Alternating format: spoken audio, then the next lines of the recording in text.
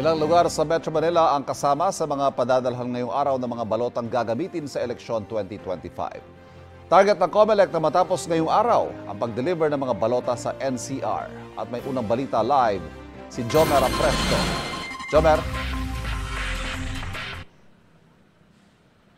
Ivan, good morning. Narito ako sa labas ng tanggapan ng National Printing Office sa Quezon City kung saan maya-maya ay ilalabas na mga karagdagang balota na ihahatid sa iba pa mga lungsod sa Metro Manila. Ayon sa Commission on Election, target nila na matapos na ngayong araw ang paghahatid ng mga balota ilang araw bago ang eleksyon.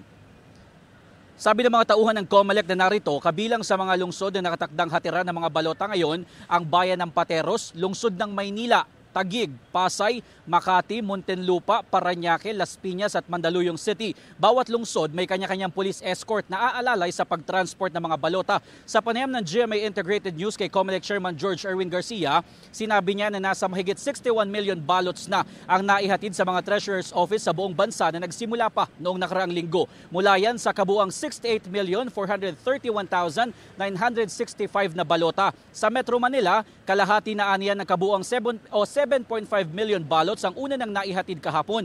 Sabi pa ni Garcia, pinapayagan nila ang mga kandidato na magpadala ng mga tao sa iba't ibang Treasurer's Office para bantayan ang mga balota. Sa oras na matapos naman na ang distribution ng mga balota, pwede na itong kunin ng mga guro sa May 10 hanggang May 11. Samantala, bukod sa distribution ng mga balota, target din daw ng COMELEC na matapos na bukas ang final testing at sealing sa mga makina na gagamitin sa eleksyon. Batay sa datos ng COMELEC, mula sa mahigit 90,000 precincts, nasa 50,000 na dito ang natapos na ang final testing at sealing. Ivan, kaugnay naman sa vote buying, sabi ng COMELEC, nasa mahigit 400 ng kandidato ang nabigyan ng show cause order ng COMELEC. Pinakabago dito ang 4 na kandidato mula sa lungsod ng Marikina at sa lalawigan ng Laguna. Live mula dito sa Quezon City, ako po si Jomer Apresto para sa GMA Integrated News.